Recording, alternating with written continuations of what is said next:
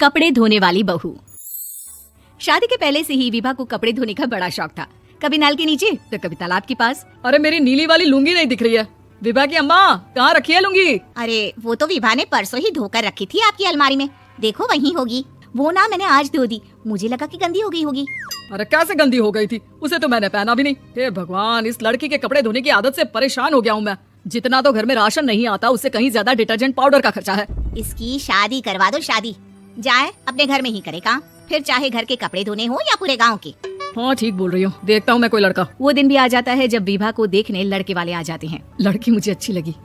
होने वाली सास कहती है, बेटी अगर कुछ पूछना है तो पूछ लो। वैसे तो हमारी लड़की बहुत ही शर्मीली है, जो बोल दो वो मान लेती है, इसे क्या पूछना होगा। अरे कैसी बात कर रही हो माँ, मुझे इन लोगों के घर रहना है, सवाल तो कई है। हाँ हाँ बेटा पूछ लो ना, क्या पूछना है। आप लोगों के घर कपड़े कौन धोता है? सास का मुंह बन जाता है। देखो अगर तुम ये कहना चाहती हो कि तुम्हें कपड़े धोने नहीं आते तो सुन लो, कपड़े मैं ही धोती हूँ, लेकिन तुम्हारे आ जाने के बाद मैं रुमाल तक नहीं धोऊंगी। अरे चुप रहना भाग्यवान, बहू बेचारी घर आई नहीं, उसे डराना शुरू कर दिया। वो क्या है ना बिटिया, अभी तक तो ये कल्लू की माँ ही धोती थी, लेकिन अब तुम्हारे पापा तो दहेज में वॉशिंग मशीन देंगे ही। तभी विभा की माँ बोल पड़ती है, सवाल भी पूछा तो क्या। वैसे भाई साहब, मशीन की तो फिर भी कपड़े धोने की कैपेसिटी होती है, मतलब जो बिटिया दे रहे हैं ना विभा, इसे कपड़े धोने का बहुत शौक है। ये आप लोगों के क्या आस पड़ोस गांव मोहल्ले सबके कपड़े धो दे और उफ तक ना करे। बाहर देखा नहीं आपने कितने कपड़े सूख रहे हैं, सब हमारी बिटिया ने ही तो धोए हैं। बस भी करो ना माँ, शर्म आ रही है इतनी तारीफ सुनकर।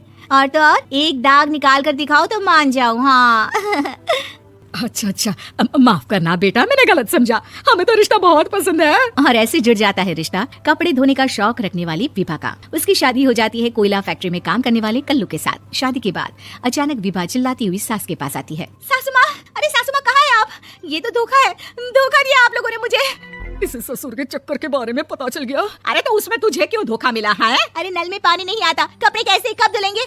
अच्छा अच्छा, तू पानी नहीं आ रहा उसकी बात कर रही है? तो आपने क्या सोचा? कुछ नहीं।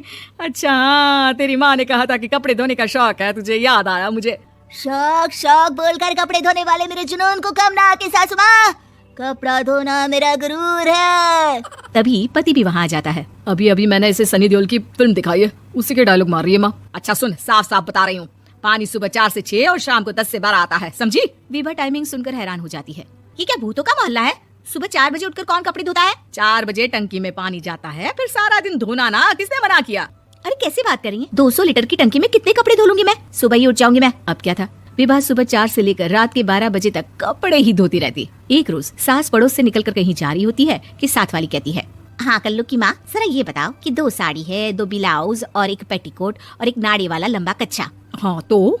अरे तो क्या, कितना लोगी धुलाई ये बताओ। धोबन दिख रहे हैं हम क्या? हमारे पति सरकारी नौकरी से अभी अभी रिटायर हुए हैं और बेटा सुपरवाइजर है कोयला फैक्ट्री में। धोबन समझ रखा है हमें?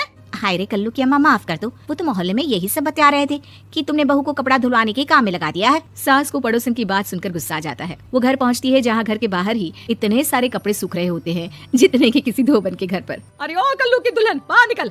माँ जी यहीं आ जाओ, बाथरूम में चादर धो रहे हैं हम। अरे अभी हम धोते हैं, तुमको बाहर निकलो। ये आस पड़ोस वाले बोल रहे हैं कि हम बहू से कपड़े धुलवा धुलवा कर उसे कपड़ा धोने वाली बना दिए हैं। अरे छोड़ो ना माँ जी, किन लोगों की बातों में आती हो? आस पास के लोगों का तो काम ही होता है कि वो किसी तरह सास बहू को लड़ा दे। बहू सारे घर के कपड़े धोती है, ये क्या कम है?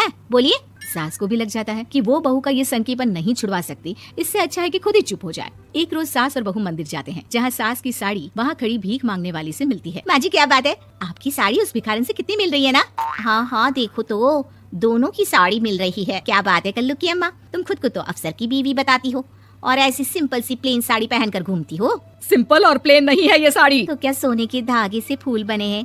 कुछ भी सासू माँ, कुछ भी। हाँ बने थे इस साड़ी में सोने के धागे से फूल। मेरे पति लेकर आए थे मद्रास से स्पेशली मेरे लिए 10,000 की। ताहे भाई साहब इस भिखारन के लिए भी सेम टू सेम साड़ी लेकर आए होंगे 10,000 की। सास उस वक्त कुछ नहीं कहती, लेकिन बहू के साथ घर आती है और अलमारी से एल्बम निकाल कर लाती है। ये साड़ी देख रही है, ये वही साड़ी है जिसे मैंने अभी पहना था। इस साड़ी में ये जो चमकदार फूल दिख रहे हैं ना, ये सोने के धागों से काढ़े गए हैं, लेकिन तू लोकल वॉशिंग मशीन ब्रश से घिस घिस कर सारे फूलों को निकाल कर साड़ी प्लेन कर दी।